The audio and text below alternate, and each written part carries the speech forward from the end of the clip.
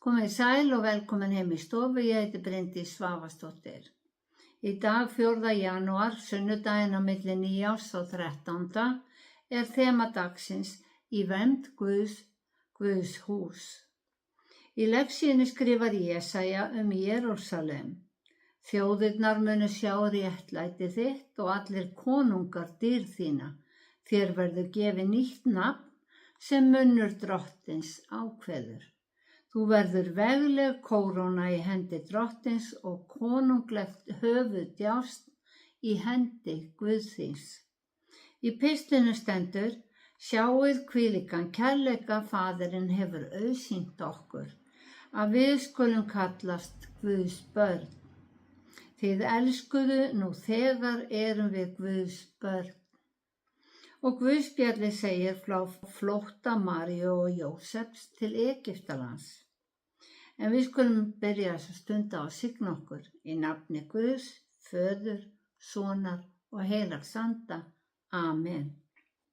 Heyrum heilagt Guðspjall sem úr Matteusi 2. kafla. Þegar vitringarnir voru farnir þá vitraðist engill drottins Jósefs í draumi og segir: Rís upp, takk barnið og móður þess og flý til Egyptalands. Þar skaltu vera uns ég segi þér, því að Heródes mun leita barnsins til að fyrirfara því. Jósef vaknaði, tók barnið og móður þess nóttina og fór til Egyptalands.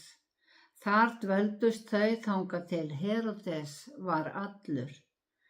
Það átti að rætast sem drottinn lét spámanninn segja: Frá Egyptalandi kallaði ég son minn. Þannig hljóðar hið heilaga Guðspjall. Já, þema dagsins er í vernd Guðs hús. Matteusa Guðspjall hefur ákveðna sérstöðu. Það er fremst í Nýja testamentinu og er ákveðin tenging á milli testamentana. Því Matteus byrjar á ættartölu Jesú til Davíðs, konungs í Gamla testamentinu. Aðeins Matteus og Lúkas segja frá fæðingu Jesú. En þessi Guðspjöll greina ekki frá sömu atvikum og eru ekki alveg sammála atburðarásina. Lúkas nefnir hvorki stjörnuna, vitringana, Heródes eða flótta Maríu og Jósefs til Egyptalands. Heldur segir Jesú umskoruna eftir 8 daga og að þau fari með Jesú eftir hreinsunardaga Maríu í musterið í Jerúsalem. Þar sá Símeon Jesú eins og Guð hafði lofað honum að hann myndi ekki deyja fyrr en hann hefði séð drottinn. Síðan er tekið fram að María og Jósef hafi farið aftur heim til Nasaret. Næstu frásagnir eru síðan af Jesú 12 ára í báðum Guðspjöllunum. Nú vitum við að ekkert Guðspjallana var skrifað niður fyrr en áratugum eftir að Jesús dó. Postularnir sáu einfaldlega ekki ástæðu til þess meðan þeir voru lifandi og gátu sjálfir sagt frá. En þeir höfðu misskilið hvenær ríki Guðs myndi koma og þegar þeir tóku að deyja og Jesús var ekki kominn aftur, þá byrja menn að skrifa söguna fyrir komandi kynslóðir. Bæði Guðspjöllin geta því sagt frá sönnum atburðum en tímaröðin hefur skolast til. Ef við reynum að greina frásögn Matteusar, þá koma í ljós umhugsunarverð atriði. Kaflinn hefst á þessum orðum: Þegar Jesús var fæddur í Betlehem komu vitringar frá Austurlöndum. Þetta orðalag var fæddur bendir til þess að einhver tími hafi liðið þangað til þeir komu. Þegar þeir síðan fundu barnið og Maríu er sagt að vitringarnir hafi gengið inn í húsið. Ekki fjárhús og ekkert minnst á jötu. Húsið gæti þess vegna verið heimili Jesú í Nasaret.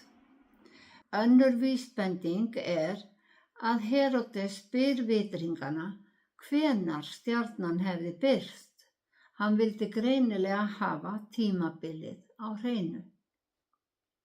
Engar vísbendingar eru fjölda vitringana sem komu með 3 gjafir. Gull er tákn guðdóm og dýrð og reykelsið kemur til kynna ilm lífsins, syndlausa fullkomnu, en myrra er beisk jurt og táknar þjáningar. Jesús myndi bera syndir heimsins eins og Jesaja spáði hann sagði fyrir að heiðnir myndu færa gjafir, gull og reykelsi. Ekki er vitað frá hvaða landi vitringarnir komu eða hvað ferð þeirra tók langan tíma.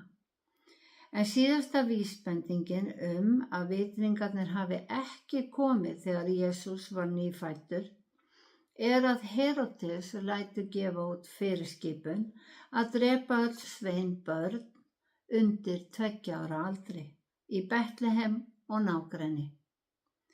Það gefur eindregið til kynna að vitringarnir hafi komið 1 eða 2 árum eftir að Jesús fæddist. Heródesi var sagt að Kristur ætti að fæðast í Betlehem, en Nasaret er í 150 km fjarlægð. Þegar tilskipunin var gefin út geta María og Jósef hafa flúið til Egyptalands og dvalið þar tíma eins og Guðspjallið segir. Fræðimenn telja að Heródes hafi verið afkomandi Esau, tvíburabróðir Jakobs og andstæðingur gyðinga. Vitringarnir höfðu spurt Heródes hvar hinn nýfæddi konungur gyðinga. Heródesi var því mikið í mun að gyðingar fengju ekki aukin völd í ríkinu. Ég hef sagt það áður að ef við sjáum misræmi í frásögnum í Biblíunni þá eigum við ekki að hlaupa yfir þær. Þetta misræmi á sér örugglega skýringar. Kristnir menn þurfa ekki að hafa áhyggjur af því að ekki sé sagt rétt frá. Ár, dagur og tími er sjaldnast tilgreindur. Frásagnir bera síðan alltaf með sér hvað ritaranum finnst mikilvægt að komi fram. Og svo verðum við að athuga að allar sögurnar í kringum boðskapinn eru aukaefni. Boðskapurinn ríki Guðs er aðalmálið, það sem allt snýst og við þurfum að taka á móti. Til að útskýra það fyrir fermingabörnum, þá hef ég sagt þeim að Jesús hafi sagt, trú þú aðeins. En ef ég færi inn í frumskóg Amazon og hitti þar þjóðflokk sem hefði aldrei heyrt Guð og Jesú og myndi segja við þau, trúi á Jesú og þið komist til himins. Þá yrði fyrsta spurningin sem ég fengi, hver er Jesús? Og það er einmitt það sem sögurnar í kringum boðskapinn segja okkur.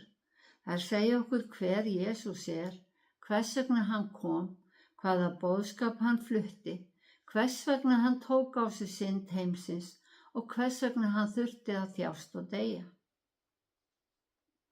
Ef við tökum misræminu í frásögnum fagnandi, þá fáum við tækifæri til þess að rannsaka orðið á nýjan hátt og rekumst þá kannski á eitthvað sem við höfum ekki tekið eftir áður. Sem er enn ein vísbending að orð Guðs er lifandi orð. Við þurfum eins og vitringarnir að veita Jesúbarninu og aðeins Jesúbarninu lotningu. Þeir lutu fyrir barninu, ekki móðurinni, og þeir sneru ekki aftur til Heródesar, þeir fóru aðra leið heim, sem er í raun táknrænt fyrir að eftir að við höfum meðtekið boðskapinn, þá göngum við nýjan veg. Guðspjalli dagsins lýkur með tilvitnun í Hósea. Frá Egyptalandi kallaði ég son minn. Upphaflega merkingin átti við þegar Móse leiddi þjóðina út úr ánauð Faró, en merkingin varð tvöföld. Þjóðin sem Móse leiddi út frá Egyptalandi voru útvalin börn Guðs, en þjóðin sem kemur frá Jesú, fæðist af trúnni.